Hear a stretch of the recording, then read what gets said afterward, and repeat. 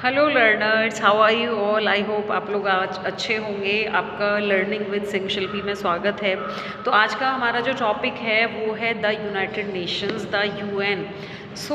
अगर हम बात करें कि जो यूनाइटेड नेशंस है वो कब इसका डेवलपमेंट हुआ, कब ये बना, तो वर्ल्ड वॉर सेकंड के बाद 1945 के बाद जो यूनाइटेड नेशंस है वो फाउंडेड हुआ।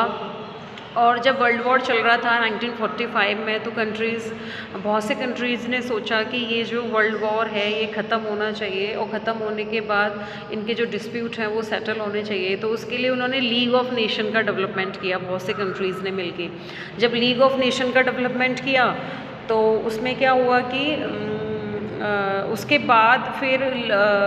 बाद यूनाइटेड नेशन 1945 में डेवलप हुआ। दोबारा से एक नया ऑर्गेनाइजेशन बना, द यूनाइटेड नेशन ऑर्गेनाइजेशन 1945 में। और ये जो यूनाइटेड नेशंस था ये वर्ल्ड वॉर सेकंड 1945 में बना, और इसमें 50 कंट्रीज़ शामिल हुए, जिसमें इंडिया भी फाउंडर मेंबर था। और ये कहाँ पे बना? फ्रांसिस्को, यूनाइटेड स्टेट में। और द यूनाइटेड नेशंस जो नाम है वो यूनाइटेड स्टेट के जो प्रेसिडेंट थे, जो फ्रैंकलिन रूजवेल्ट, उन्होंने इसका फर्स्ट ऑफ ऑल नाम दिया। और आज की डेट में जो यूनाइटेड नेशन है इसमें लगभग हैं 193 कंट्रीज़। इसमें फाउंडेड जो कंट्रीज़ थे, जो बनाने वाले कंट्री थे, जो चार्टर पास हुआ था, जिस चार्टर में फाउंडर जो कंट्रीज़ माने जाते हैं, उस चार्टर में कितने मेंबर थे? 50। लेकिन आज के टाइम में जो हमारा यूनाइटेड नेशंस है उसमें कितने कंट्रीज़ हैं? 193 टोटल कंट्रीज़ हैं।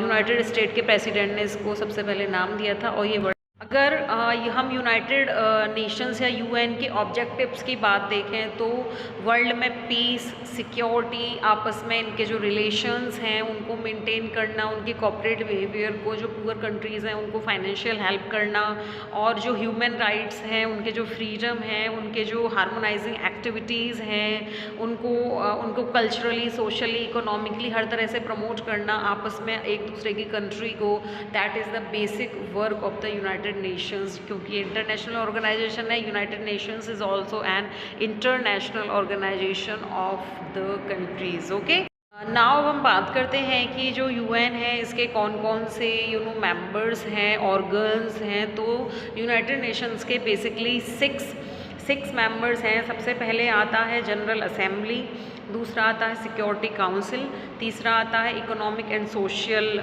काउंसिल, चौथा आता है ट्रस्टीशिप काउंसिल, पांचवा आता है सेक्रेटेरिएट, एंड छठा आता है international Court of justice, ICJ जिसको बोला जाता है। So this is the 6 basic organs of the UN. तो जो जनरल असेंबली है, सबसे पहला इसका मेंबर है, इसको वर्ल्ड पार्लियामेंट के नाम से जानते हैं। किसके नाम से जानते हैं? The world parliament.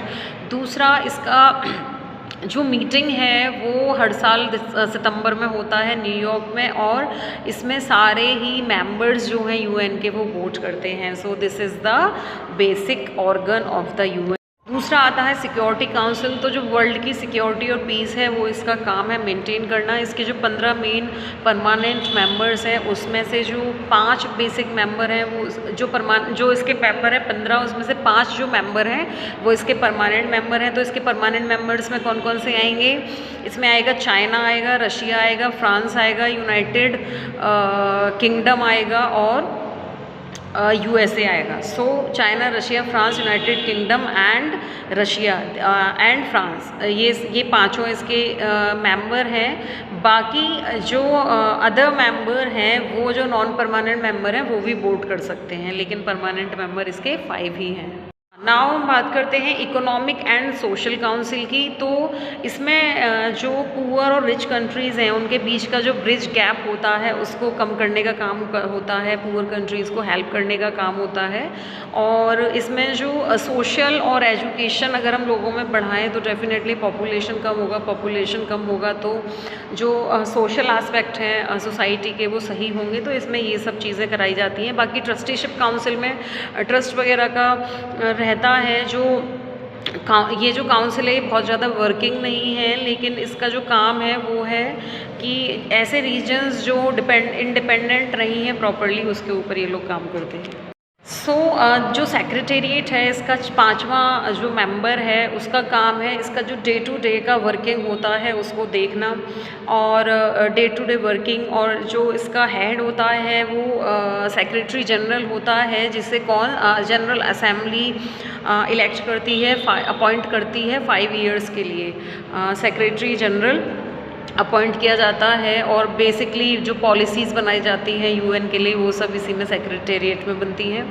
International Court of justice last organ of the UN, इसको वर्ल्ड कोर्ट भी बोला जाता है, वर्ल्ड का कोर्ट भी बोला जाता है, आईसीजे को, इंटरनेशनल कोर्ट ऑफ जस्टिस को। इसमें 15 जज होते हैं जो हमारे वर्ल्ड के लेवल पे जो जस्टिस है वो देते हैं, और इसका जो हेडक्वार्टर है वो हेग नीदरलैंड में है, हेग नीदरलैंड में है। और बाकी इसमें जो भी बेसिक चीज़ें होती हैं वो जुडिशरी से रिलेटेड होती हैं, और इसमें जो अदर मेंबर हैं वो इसके एडवाइजरी की भी तरह काम करते हैं। So this is all about the UN. UN क्या है, यूएन का एस्टेब्लिशमेंट कब हुआ, यूएन के ऑर्गन क्या है, यूएन के ऑब्जेक्टिव क्या है। यूनाइटेड नेशंस का डेवलपमेंट वर्ल्ड वॉर सेकेंड 1945 के बाद हुआ। यूनाइटेड स्टेट के प्रेसिडेंट ने सबसे पहले फाउंडेड किया, फाउंडेड कंट्रीज़ 15 थे, नाउ 193। इसके organs General Assembly, secretariat, International Court of Justice, Security Council, Economic Social Council, Trusteeship Council, secretariat, this as और इनका डिफरेंट है। आई होप लर्नर्स आपको ये वीडियो समझ आई होगी, ऐसे ही हमारे साथ आगे बढ़ते रहिए।